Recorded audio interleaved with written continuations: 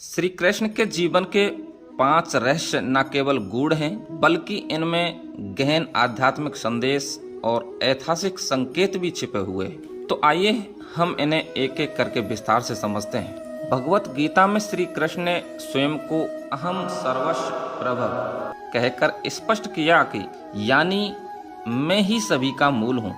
वे केवल किसी एक धर्म या युग के लिए नहीं, समस्त ब्रह्मांड के सृजन, पालन और संहारकर्ता के रूप में प्रकट होते हैं। उनका यह रूप सगुण और निर्गुण ब्रह्मा का संगम है, अर्थात वे व्यक्तिगत भी हैं और निराकार परमात्मा भी। महाभारत काल को जब हम देखें तो उस समय महाभारत में गहरी आध्यात्मिक उथल पुथल थी। वेदों और उपनिषदों की गूढ़ बातें आमजन की समझ से दूर थी। कृष्ण ने गीता के माध्यम से इस ज्ञान को व्यावहारिक जीवन से जोड़ा और धर्म को कर्म से जोड़ा।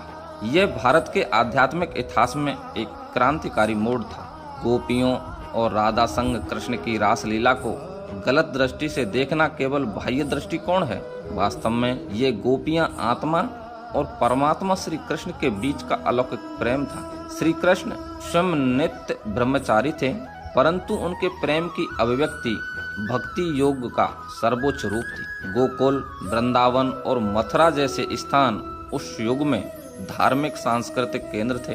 कृष्ण की लीलाएं उन क्षेत्रों को सामाजिक व आध्यात्मिक चेतना से भरने वाली घटनाएं थी। उस काल में जातिगत और सामाजिक भेदभाव बहुत ज्यादा था। श्री कृष्ण ने प्रेम और भक्ति को सभी के लिए सुलभ बनाया। कृष्ण ने सभी अधर्म का समर्थन नहीं दिया, परंतु धर्म की रक्षा के लिए अधर्म जैसे दिखने वाले साधनों का प्रयोग किया। जैसे अर्जुन को कर्ण के रथ का चक्का निकालते समय मारने को कहा। यह सत्य की स्थापना हेतु युक्ति का प्रयोग है, जो दिखाता है कि धर्म केवल बाहरी नैतिकता नहीं, अंतर्निहित उद्देश्य से तय होता। महाभारत युद्ध केवल राज सत्ता का युद्ध नहीं था, यह न्याय और अधर्म के बीच संघर्ष था। श्री कृष्ण ने युद्ध न लड़ते हुए भी अपनी कूटनीति से पांडवों को धर्म के मार्ग पर टिकाए रखा।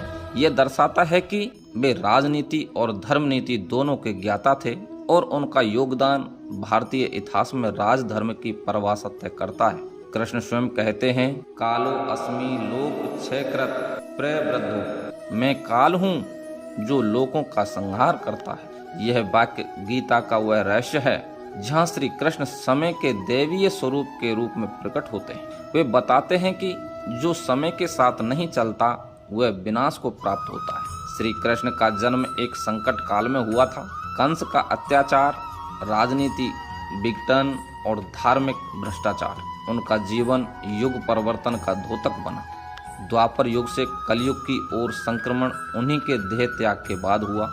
इस तरह उनका जीवन इतिहास के एक चक्र को पूर्ण करता है। कृष्ण की मृत्यु भी एक संकेत थी कि जब धर्म की आवश्यकता समाप्त हो जाए तो अवतार भी वापस लौट जाता। श्री कृष्ण ने देह छोड़ी, लेकिन अपने कार्य का चक्र पूरा कर गए। यह हमें सिखाता है कि देह सीमित है पर आत्मा और कार्य अनंत है। माना जाता है कि द्वारका नगरी श्री कृष्ण की मृत्यु के तुरंत बाद समुद्र में विलीन हो गई। आज भी समुद्र के नीचे द्वारका के पुरातात्विक अवशेष खोजे गए हैं, जो उस काल के ऐतिहासिक अस्तित्व की पुष्टि करते हैं। इससे स्पष्ट होता है कि श्री कृष्ण केवल पौराणिक नहीं, ऐतिहासिक पुरुष भी थे। श्री कृष्ण के ये 5 रहस्य यह सिद्ध करते हैं कि वे केवल किसी युग विशेष के देवता नहीं, बल्कि सनातन धर्म, भक्ति, ज्ञान, नीति और काल के प्रतीक हैं। उनका जीवन हमें हर युग में धर्म, प्रेम, विवेक से जीने की प्रेरणा देता है। ये थी अधर्म पर